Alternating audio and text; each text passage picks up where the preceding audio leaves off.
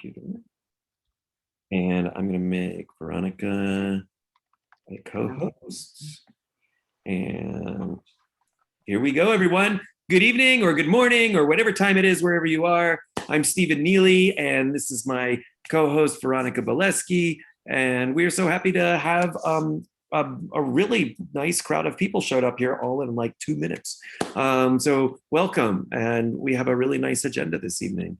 It is April, and we have only 1 or 2 more VDMs this season. Veronica? We have one more. Wow. One more. Then we take the month of May off, and then we'll be back in June. Well, I'm actually, I think our agenda is that, well, do you want to announce first and then we'll greet, or do we? Yeah, so we have, Dawn is here. Dawn, do you want to tell us about how your virtual dance is going? Sure. Hello, everybody. I'm so enjoying my virtual dance class. Sunday afternoons keeps me very limber and aligned and expressive and strong. And we're working with a little singing, little choreography, some interesting playing around with musical, recording things that I've been finding and exploring. So we're having fun. I have to say the music is top notch. I've listened in on a few and I was like, ooh, what's that? I've never heard any of that before. Like, it's pretty awesome. The recordings Dawn finds. Yeah, so you're still all welcome to register for that. You can do like a pack of 3 sessions, either live or pre-record or recorded, or you can sign up for all 6. I think right now we've done 2 out of the 6. And then Iramar's masterclass is in about a week and a half. I spoke to him this morning and he's very excited and really looking forward to it. I think it's going to be a great class. I have his lesson plan in Spanish that I have to translate to English. So that's my job. And Stephen is actually, is it Anthony's wife who's going to do the translation? No, it's Lenny's wife. Lenny's wife. Yeah, Sorry. so our dear friend Lenny Young, who's at Carnegie Mellon, and Adele Crozier, and his wife is from Argentina, and she's going to join us that evening to help be a translator. So Iramar has a very basic English, and Raquel will be there to help let him sort of say anything he wants to say, and she'll help translate for us. So we're really excited about Iramar Rodriguez, who has an amazing sort of resume. He's been all over the world. He speaks multiple languages, but English is the least of like the 4 languages he speaks. And so we were really excited to enlist him. He's been living in Geneva, Switzerland for the last many years as his home base. And so we just love him. And we've had him at Carnegie Mellon at different times over the years. And he's just a wonderful soul. And just while we were mentioning Dawn, we'll just, to everybody who maybe hasn't been participating, we've just gotten glowing reviews about what's going on there. And so if you're looking for a way to just get a nice dose of movement and a little bit of theory and a little bit of body technique and a little bit of just great energy, Dawn has just always been one of our favorite people for all of that. So, and you, even though 2 have passed, you could still register and have access to those 2. You just didn't do them live. You would just get to watch and participate through the recording, and then you could still do live if you want. I just saw so many people join, so I want to say welcome. And here's the agenda again. I'm glad to see you all. Welcome, everyone. Well, I wonder if there's a new face or 2 here. Again, I'm Stephen Neely. I'm at Carnegie Mellon University, and my co-host is Veronica Bileski. And we are just thrilled to see the virtual Dalcroze meetups continue to attract some interest. We've got a great agenda for tonight. But before we get into all of that, our routine has been to do a very quick breakout meet and greet. And so I'm gonna, as quick as I can here, throw everybody into a couple breakout rooms, just a random assigned breakout rooms. And when you get to your breakout room, you have 3 minutes, not more, to introduce yourself and where you live, and either who do you teach or who do you wish you taught. And so you can sort of greet yourself, your name, where you are, who do you teach, and then I'll call you all back. And when you come back, come on back, and we'll get into the agenda for this evening. So ready? Greet your neighbors.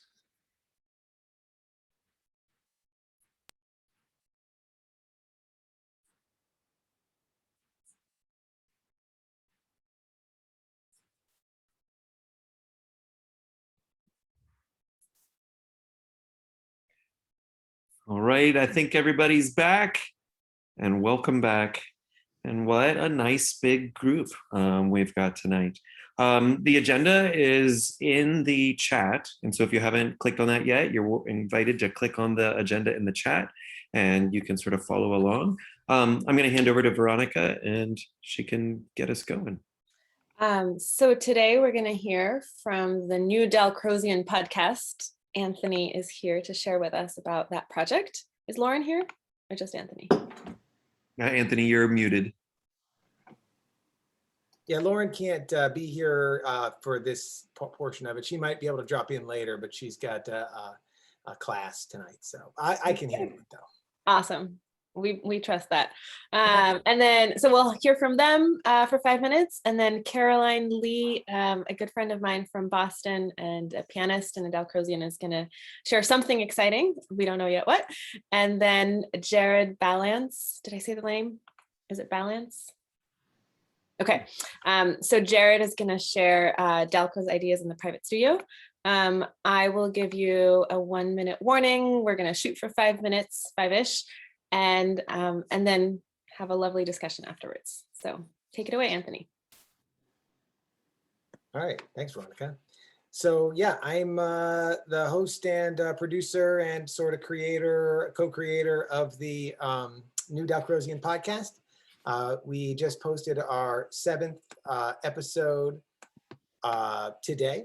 And it features none other than Stephen Neely, extended interview with Stephen Neely, and some other great contributions from other folks in the Dalcroze community. You can look us up on Apple Podcasts or on Spotify or Facebook / The New Dalcrozian, email newdalcrozian@gmail. And we've gotten a great response from the podcast. It's been a really good community building and sort of a project for connecting us all over. Yeah, it's a good idea to share the link. I'll do that. Actually, Veronica, do you think you could find it, the link, and post it? Thank you. Yeah, we'll get that going. So what I could talk, a lot about the sort of impetus for the podcast, but if you listen to the podcast, it's all in there. And we appreciate everyone who listens and shares with us. And we get about 300 people listen to each episode. So it's a pretty good listenership for the podcast, just starting out for 7 episodes in. It is a lot of work to do. So I've slowed down a bit. At first I was super motivated and I was cranking out episodes.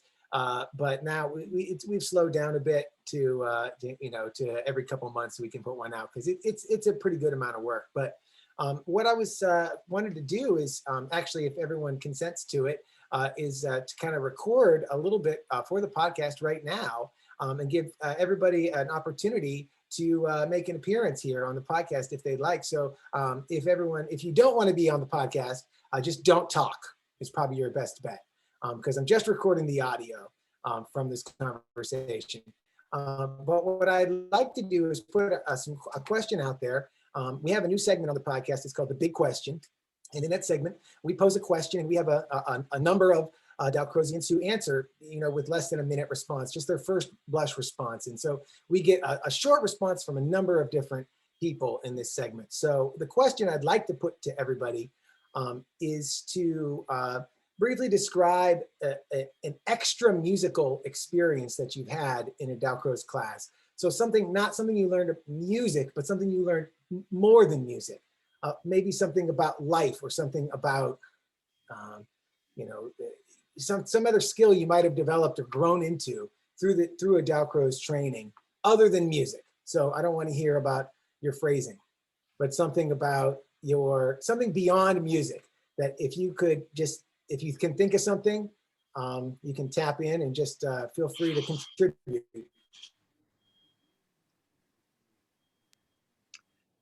Hey, Anthony, this is Nicole Brockman talking. Hi, Nicole. Hey, I don't know that I have one specific example, and that's because I have so many examples that I can't really isolate one.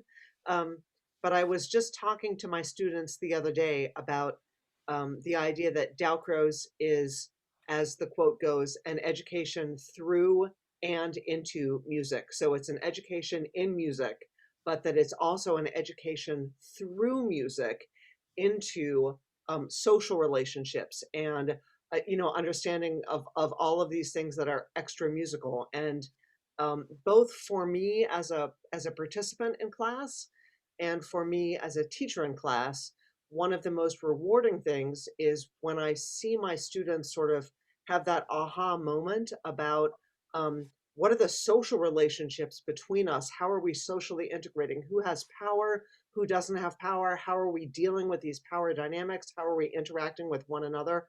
And those things I think are super relevant to life, both within music and outside of music. That's great. That's great. Yeah, and Nicole had a great idea. Make sure if you're going to chime in, you say your name so that people can identify you in the audio medium. Somebody else, Catherine, do you have your hand up? Yeah, mine's quite simple, but I clearly remember from my very first Dalcroze workshop that I did over in Sydney, the absolute joy of skipping, which I rediscovered as an adult. And I can just remember that moment of going, oh, this is just so lovely.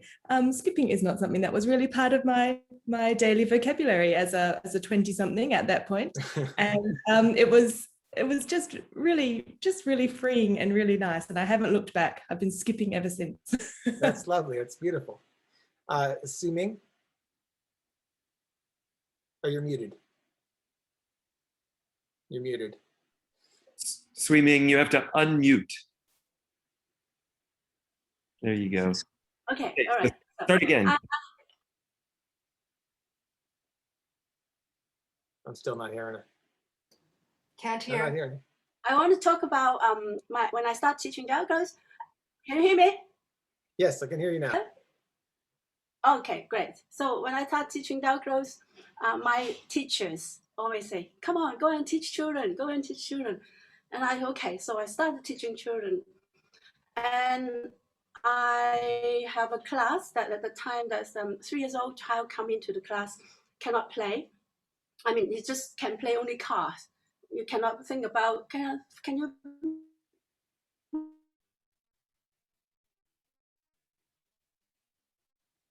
move like a butterfly? No, cannot. You just play car, and you cannot follow the class at all. So I suddenly kind of started maybe 15 minutes. This boy from very unhappy, just hiding himself on his corner, become able to join in everything and able to encircle and join in and very happy. And all the other parents were quite surprised for it. And also it's very surprised to me too. So That's beautiful. so Yeah, that is starting me. So I know it's just that I'm just saying that why I keep teaching Dalcroze, that how wonderful, because I'm interacting with the people and they change during the class. And also Sure. when I teach them ones that's with a special need child with autism. So he cannot, he's just turning round and round on his own circle like that. But in a class with other children. But after a while, suddenly this magic happened. This boy starts spinning around, but he starts dancing around. He's expressing himself out. He starts to, you see that he's not spinning around mindlessly, but he's kind of, So he starts expressing, and the parents will say, "Oh my God!" It's just like everyone is like, "My God!" So anyway, I just found that this kind of experience really, just make me want to keep teaching. That's beautiful. Yeah, there's so much that can be accomplished, other than just music. Yeah. I think that's great. Do we have time for one more, Veronica? Okay, sure. Laura. I took when I was taking, I think, intermediate Dalcroze at the Lucy Moses School years ago. I remember doing a eurythmics exam at the end of the year. And they said, as I recall, you're doing all the things the right way, but you need to breathe more. And I've always thought about that since. It was like it started me on a way of thinking about things. That's great. Yeah, the breath. Anybody else have extra musical Dalcroze experience, something beyond music or just different than music that you can speak to in our practice? I think for me, this is Stephen Neely. I think for me, the idea of being able to take a risk and knowing that it was okay if I failed, because we were all constantly failing. And so there's something about the the work that makes that all even desirable. So it was, Yeah, I agree with that. I think about like the process of making choices and just being very, just flexible in making choices for me through the Dalcroze experience. It just to become say, hey, I can make this choice or that choice, and we can experiment and be brave in that way. I think it's very, very freeing to be able to express it in that way. Alice? Oh, you're muted.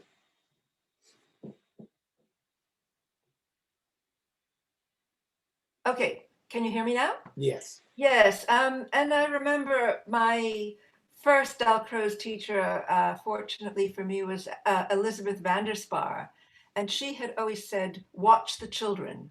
And basically, we tailor our music to their movement. It's not a matter of dictating. And therefore, they watch each other and how much they learn from observing each other. And that's the thing I miss most in the remote teaching, is that they only see each other as a postage stamp on a screen rather than feel the exuberance and the infectiousness of their laughter and their movement, so that it's a matter of them basically becoming responsible for their own development. And it's such a beautiful thing to observe. It's great. Yeah, the connection, right, is very, very important. Yes. Well, yeah, that's great. So, I mean, this is the kind of segment that I can pull some audio out from that conversation we just had, and you guys can be contributors to the New Dalcrozian podcast. And so, if you check it out, make sure you follow us on Apple Podcasts or on whatever podcast app you use, and it automatically updates you when we have a new episode. We appreciate everybody's support and participation in this great community building resource. Thank you so much, Anthony. What a beautiful question. I'm sure there's so many more responses that we could all share. Yeah, well, yeah, you can feel free. You can actually just email me if you have a response to it. You can just record it on your voice memos and send me an email. I'll put my email in the chat, and you can just email it to me, and I'll maybe include it in the podcast. If you think of something later, oh, I should have said that. Just record it and send it to me. Awesome. Thank you. And what's your email address? He'll put it in the chat. Okay. Yeah. Caroline, your turn. Okay, can everybody hear me? Yes? Yes. Okay, just making sure, because it's I had my fair share of like technical problems lately with students, as I'm sure everybody had, since last year. Anyway, I have to say, before starting today, I wasn't sure how I would talk, what I would talk about, because Veronica just asked me, Caroline, would you be interested in sharing something with the Dalcroze meeting? And I was like, sure, but I was like, okay, what can I share with the community? And one question what Veronica asked me was like, what are you trying? What are you experimenting these days? And, what is relevant for Dalcroze? So I'm, my daughter was born a year ago. And so she turned 1, can you believe it? And we got a toy piano from a friend. And when she was born, and I was like, I started kind of experimenting with it. And my older son, who is 4, yes, he turned 4 years old not so long ago, also started to get interested with it. So I was like, well, maybe I can use it during the lesson, because he seems less intimidated by the toy piano than the big piano. I have a big, a grand piano at home, and it's nice for students, but it might be intimidating for some students. So I started experimenting with it, and I'm just going to show it to you. Just give me a second. So just to give it, so pardon the mess here. This is my piano, right? This is my grand piano. And here you have the toy piano. Right, oops. And oops, and I just give me a second. I'm not sure if you can see the toy piano here, actually. Yep, we can see that. Can you? Mm-hmm. If I put it here. Okay. Very yes. cute. Yes. And so it's kind of very limited, right? The range is, you have not even 2 octaves here. But I think it's nice to share with young students, as if you have, I don't know, I'm not sure how many of you teach very, very young audiences, but I used to be a preschool teacher, music teacher, and I was teaching like 3 years old. And this is like, the sound is like different from from a real piano, but what matters more is the pitch, right? And the thing that it's limited is actually fine for little kids. So I've been using a song that was for St. Patrick Day, which was like a month ago, called the Leprechaun Song. And it's been used by Adriana. I've been watching Adriana Auschimmel's lessons. She's kindly allowed me to observe her. I think it was 2 or 3 years ago, and she was using that song for her students, and I was like, this is awesome. I'm going to use it with my students as well. So it goes like this. So you might know it, right? So if you're able to jump, please jump when I say leprechaun. This is a song about leprechaun, those little creatures that, have, they make shoes, and then they have a treasure buried somewhere, we don't know where. And the song is about the leprechaun. I'm a leprechaun, I'm a leprechaun out in the green. So I make my students jump when they hear the word leprechaun, right? I'm a leprechaun, I'm a leprechaun out in the green. Sorry. And then it goes like this. How does it go again? Dance of the Irish, dance of the Irish. And then I ask my students to spread out everything, arms, legs, everything, and say, hey, hey. Dance of the Irish, hey, hey. Dance of the Irish, hey, hey. Dance of the Irish, hey, hey. Out in the green. So this is a very simple song, right? And I think it's in the Piano Adventures book for those who are interested. But it's a very great way for students to learn that song on just one hand, obviously, and to move on it, and to have an idea of like expectation. This is kind of like a quick reaction exercise, right? Because you want to jump on that da da bum bum bum. So it's good quick reaction exercise. It's good. It's not about introducing the concept of anacrusis or upbeat yet, but they get the idea, right? They get the idea of anticipation, and just dance of the Irish. This is also something that they know. They hear it, and then they know what to do. Oh, okay, I need to say hey, hey, right? Yeah, so that's it basically. I just wanted to first present this little song. And also for those who have a toy piano at home, like, you can definitely make good use of it if you have kids or if you have very young students. Don't let it, get dusty. It's always a very good tool. Thank you so much, Caroline. We're going to move right along to Jared, and then we'll come back and talk about all these great things. Hi, everyone. I teach privately. I teach cello lessons as well as Dalcroze classes, but I use Dalcroze ideas and principles and activities frequently in private lessons. One of the things I've been trying recently is using some Dalcroze ideas to work in the lesson on students' phrasing.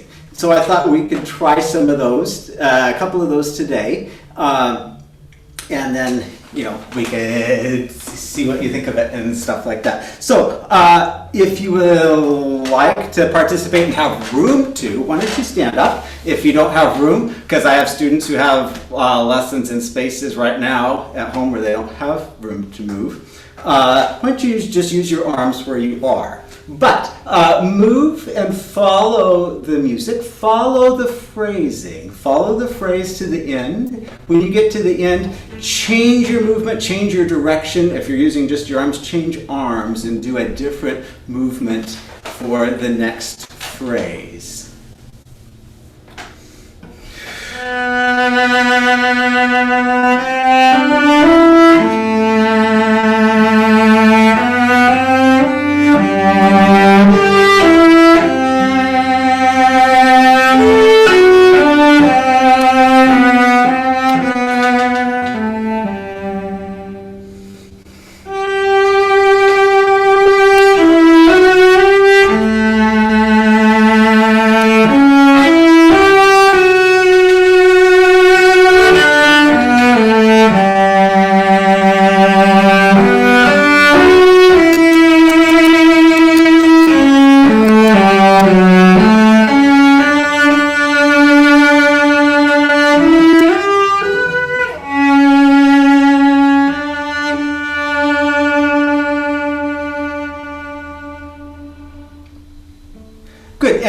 In a minute, I have the music for you to look at. But if you have something that you can stretch, that you can pull on, get it. If not, imagine you have something like a giant rubber band like this, and that you can stretch and pull. And just try that. Even if you're doing imaginary, feel the resistance, the pulling that you feel as you pull against it to stretch it out. And then let it go slowly back. Feel then the resistance that you put into it as you allow it to gradually pull you back together. Try that in different directions. You can try it up and down, or forward and back, or side to side.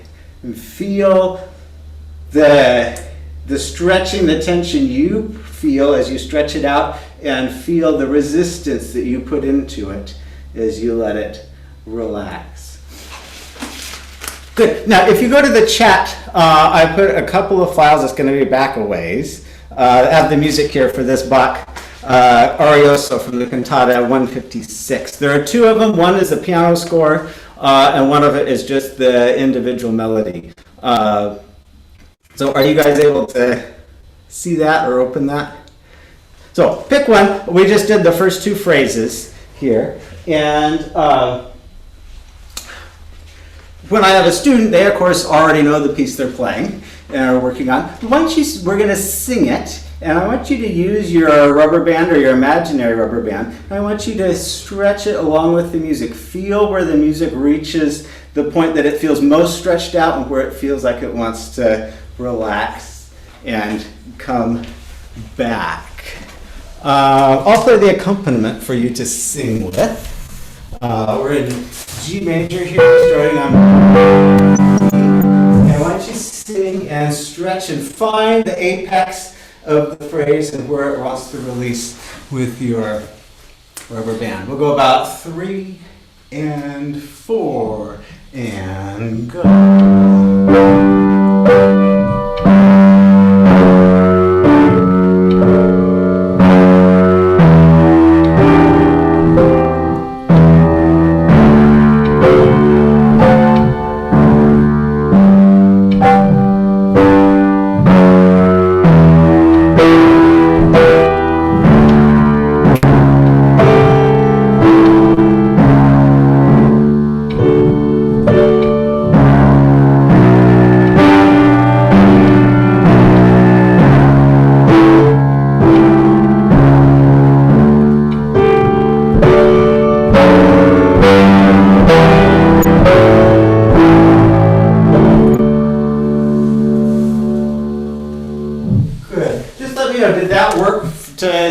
along with just the accompaniment?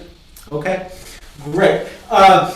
Did anybody find a peak that they could share with us? If it was an individual student, I would, of course, ask them. But the first phrase, who could tell me where they found to be the most stretched out with their rubber band? Anybody? I can't see everybody. Just unmute yourself and talk. I'll call on somebody.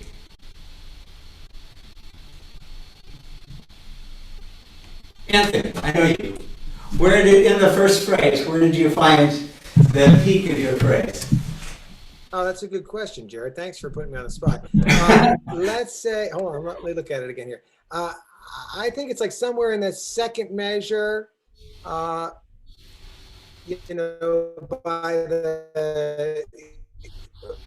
the C going up to the A. Yeah, okay. Yeah.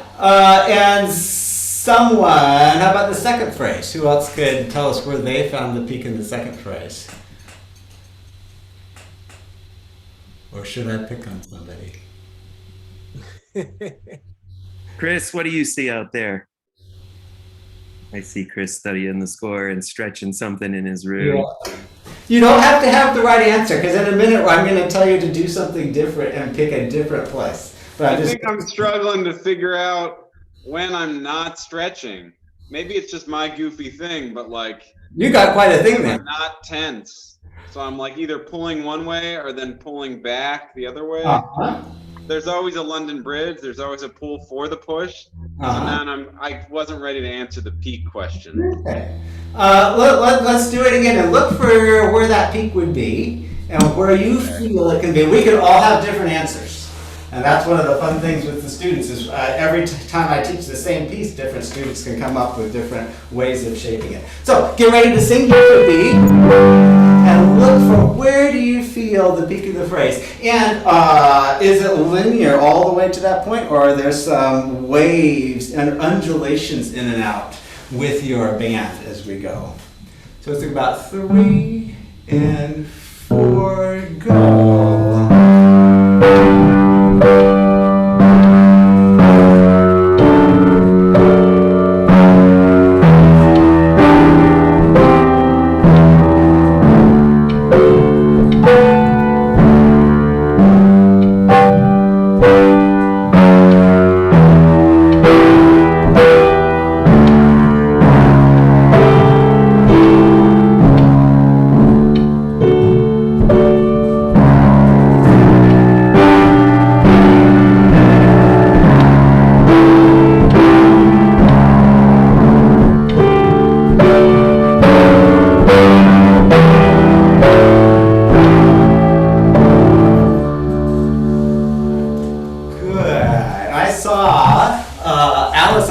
Several different waves in one phrase happening to you. Anybody else find that? Yeah, good. So who could tell us where did they find to be the most stretched out place in their first phrase?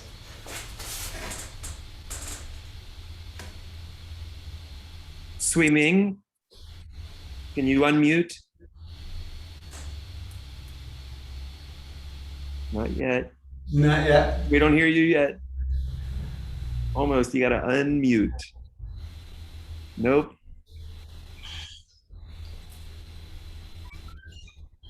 Oh, you can do it. We were talking to you earlier.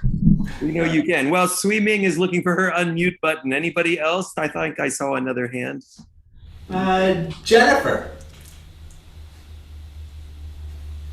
Why don't you suggest something?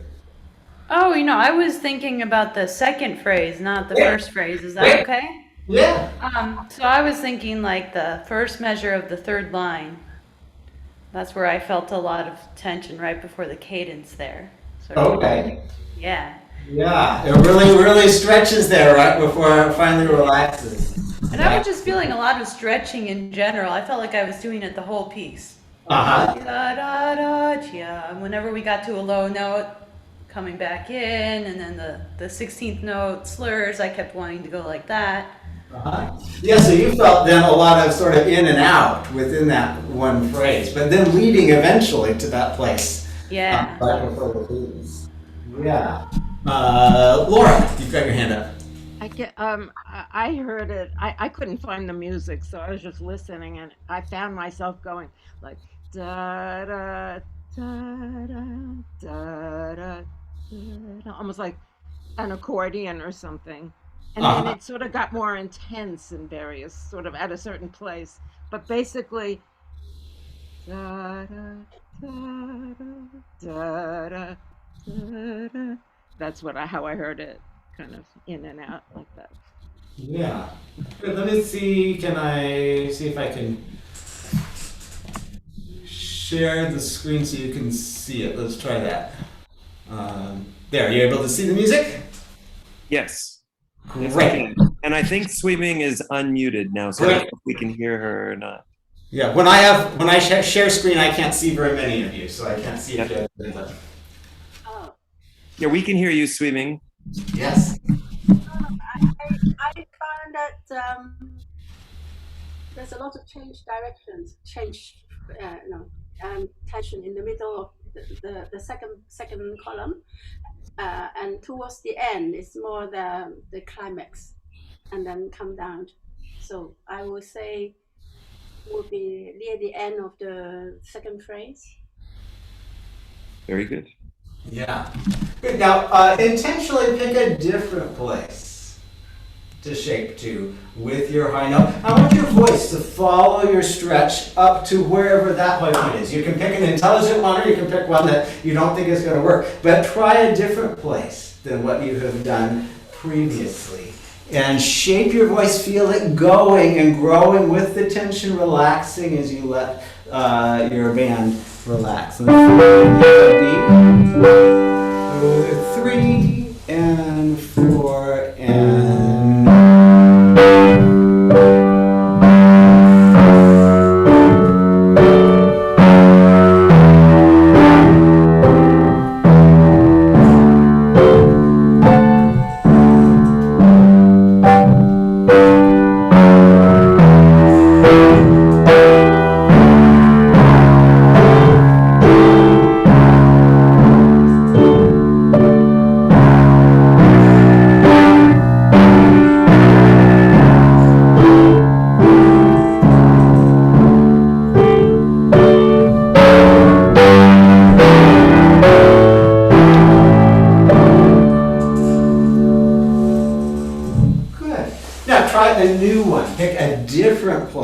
to shape toward as your climax of the phrase this time. And then you can then evaluate and see which one you like, which one's going to be your favorite.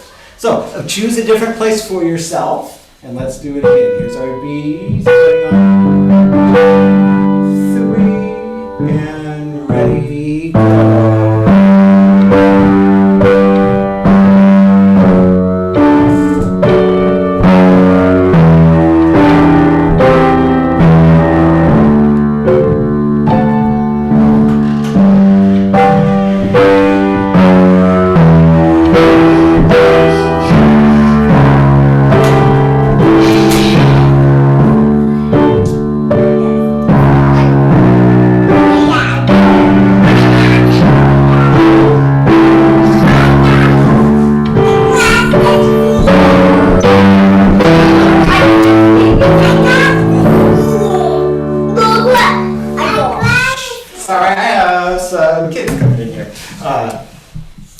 Now pick your, we would, in the lesson, we would talk about the differences and which ones they like better. We would pick a favorite one. And why don't you stand up, keep your rubber band or your imaginary one, and sing and step the melody, but do it with those undulations of your other rubber band as they build toward the climax and come down. Just a second, let me get my kids in here.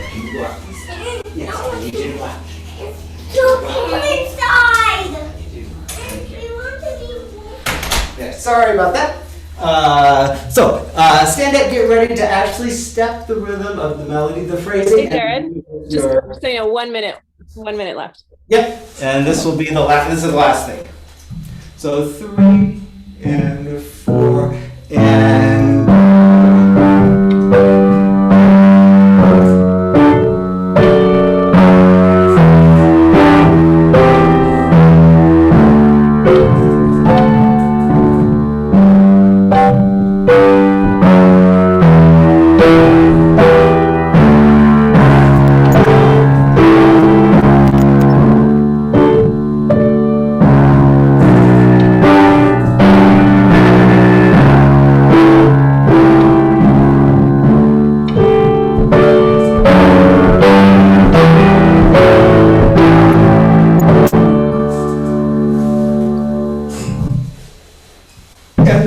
often have them go to their instrument, in my case the cello, and play it and still have that feeling of the stretching and the releasing in their band. And usually without very much technical work or discussion, they create a beautiful phrase with rising and falling intensities that follows the shape of the music after that experience. So anyway, that's what I have been trying. Thank you all for trying it today.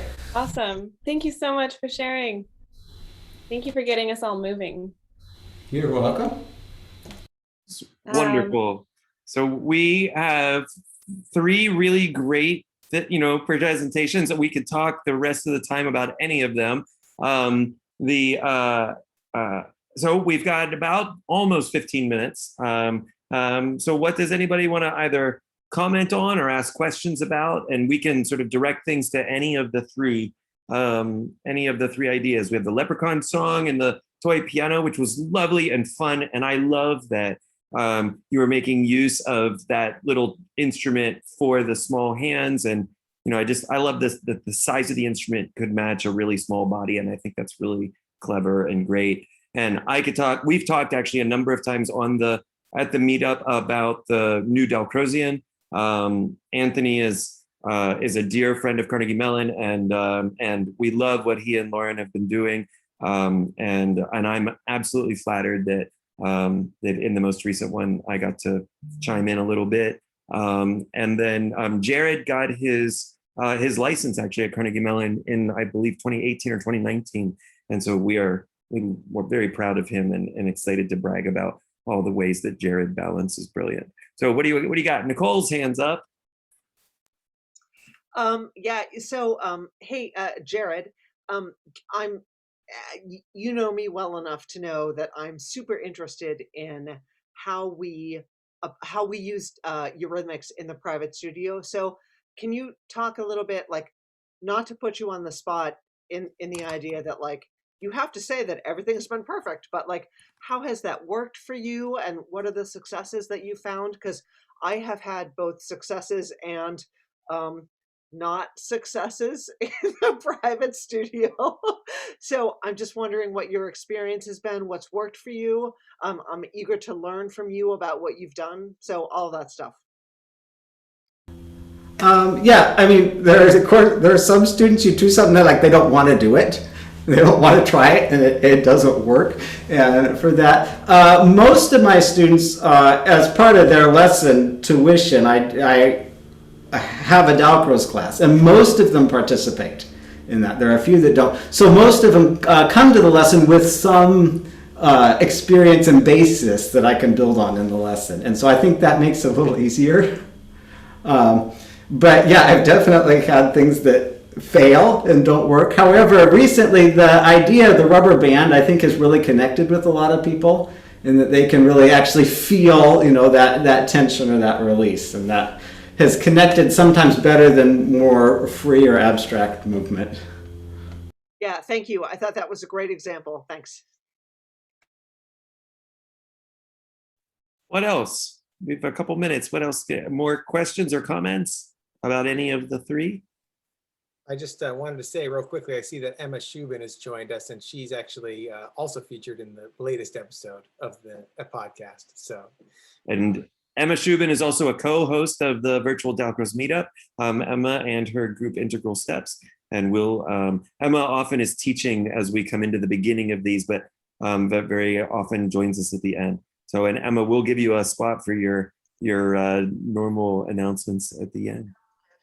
I just wanted to say, Jared, it's so nice to hear about what you're up to in the private lesson, because it's something I'm passionate about as well. And thank you, Anthony, for the shout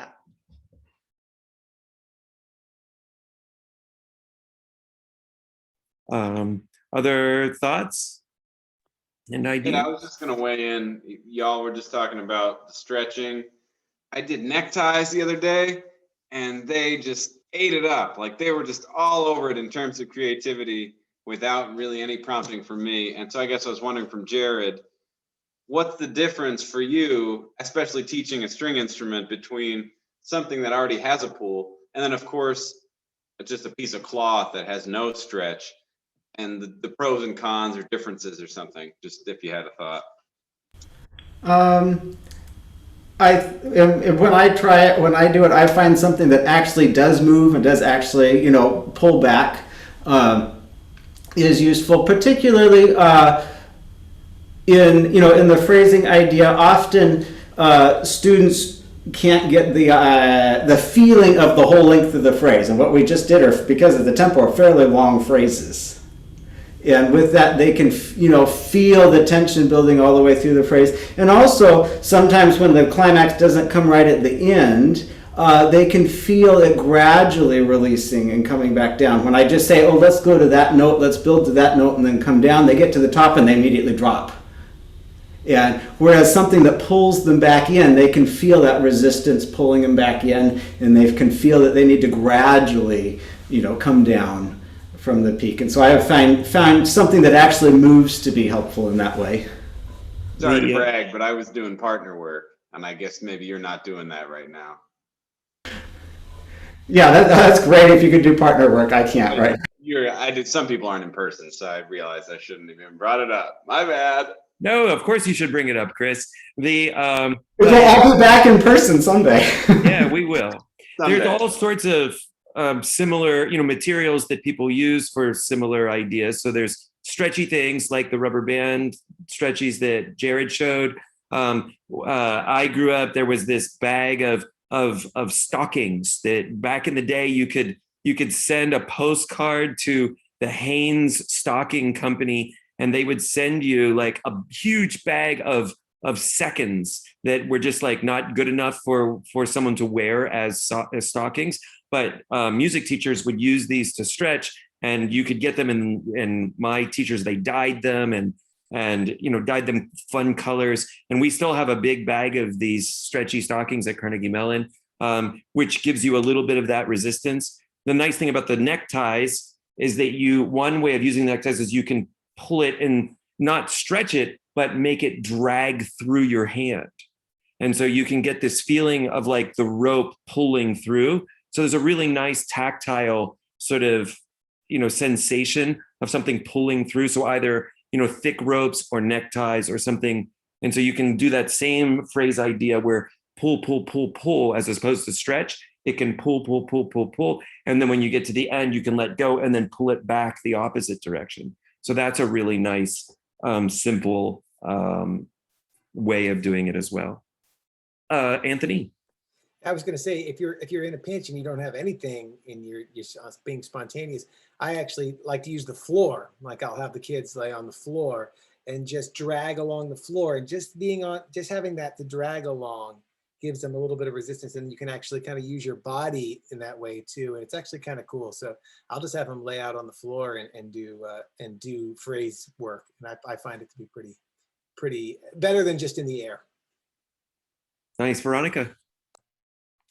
I was thinking about Anthony's question of what is something extra musical that you learned, and this year I was teaching a 5-year-old piano lessons, and this is just only an upright, but she is so much smaller than that upright piano, and Caroline, you're pointing to this toy piano as something that might be the right size for a smaller child, and I was just thinking like how this 5-year-old suddenly felt this huge power at her fingertips, like the low notes, she can just go and play one long note, and there's just like the sound is not the kind of sound she usually gets to make with her body, her vocal cords, the space she takes up in the room. And I don't know, I think the combination of Anthony's and Caroline's presentations just made me think like, what is the extra musical lesson that she gets from a piano lesson where she gets to interact with a piece of furniture that is 5 to 6 times as big as she is, and makes this huge, powerful sound, and I think it must be pretty exhilarating. It kind of explains the like glee that is like so natural. Yeah. that comes up in that lesson. I love that example. In my teaching, I feel like a couple times a year, I find myself in lessons where we're using the wording taking up space. Like, what space is your space? How do you, where, everybody take up your space, bigger space. And then in my mind, I'm thinking about certain students who I can sort of see in the room who have obviously had very little experience ever being larger. In fact, we know that society so often is telling certain people to be smaller, take up less space, be more petite, be more reserved. It would be inappropriate for you to reach your arm out. And we make jokes about what it would be like to make a huge stretch in the middle of the bus. Like if you were on just the public bus, and how sort of unacceptable it would be for anybody to sort of stretch out and take up lots of space on the bus. But in our classroom, like that's actually what's demanded of us. And so we'll like spread out as much as we can and try to like, this is all my space. And then we make funny faces at each other and tell each other, this is my space, it's not your space. And then, you know, try to like own that. And I find extra musically, that's a really powerful set of ideas. Who else? We got a couple minutes, 3 minutes. What are you thinking about out there? Jeanette. So I'm wondering, what do everybody thinks about not using props, but an imaginative props? So instead of an elastic, you imagine you're pulling an elastic, or like surge of energy. Imagine you're pushing this up and releasing it. I'm wondering if, I mean, older students or older kids can do this, maybe younger kids cannot, but in my teaching nowadays, like a lot of times I just tell them, imagine pull the elastic and release. So. Anthony, I see a hand. Yeah, so I think personally, I think props are good as long as you also, I think you need to take that extra step to do what you're saying and get rid of the prop. So use the prop to train you, especially for children, it's helpful. Train you, give you something else to think about to avoid being self-conscious. Because I find children sometimes they're like, I'm not. But if you give them the prop, they're excited to do it. But then take the extra step and say, put the prop down, now do it with an imaginary one. And then, because at the end of the day, it's really got to be about the body. And if you use the prop, it's a good way in, but I am with you, Jeanette, that eventually you got to get it back into the body. Personally, I think that's the way to do it. It's very good. You know, we know that certain schools around the world have a much deeper tradition of using materials. At our school, we call them props. At other places, they call them materials or whatever you call it, but these sort of manipulatable objects. And in other places, in my teacher, Marta Sanchez, or our teacher, a number of us here worked with Marta, she used no materials, like no props at all, a frame drum now and again. And like twice in my whole life with her, she used tennis balls, but mostly nothing. It was always right from the body, but we were also college students and more adults. And so different crowds make a much bigger deal out of them than others. But I love that added attention that Anthony's describing. I mean, I very much subscribe to that same idea. Well, I can't believe it. It's already on the hour. We've been together for an hour. My personal experience has been that these BDMs have just rolled ahead so quickly, every single one. And so thanks to everybody for showing up. Couple parting announcements. Emma, you have the floor. I just want to invite you to register for our next upcoming masterclass. I'm sure that there was an announcement at the beginning, but I'm here to say that one of the true pleasures and joys of getting to partner with BDM as a nonprofit is that we're here to offer financial support. Integral Steps has scholarships available, and you guys have been very generous in all of your beautiful outpouring of love monetarily and otherwise when registering for classes, and many people have made donations. So we have a nice pot to draw from. And so if there's anyone who you know who hasn't had a chance to experience one of these delightful and amazing sessions with one of our master teachers and our guests, please tell them about us and we will help them out. We also have more sessions with Dawn coming up. We're on session 3 is coming up this weekend, and then we start like the second half of her 6-part series. So 4, 5, and 6 will be happening the week after the masterclass. So come and join us. It's been a beautiful, beautiful class, and we would love to see you there. Very good. Veronica, do you have anything more to add tonight? You're all awesome. And it's always worth staying up really late for these, even though I have to wake up early tomorrow. So thank you. Well, we try really hard to start on time and end on time. Apologies for running over a team bit tonight.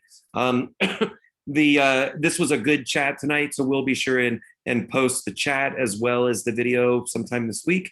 If we can do anything for you, please reach out. Thank you again to Anthony and to Caroline and to Jared. We hope to see all of you back. Masterclass coming up and one more VDM this season. Good night. Bye, everybody.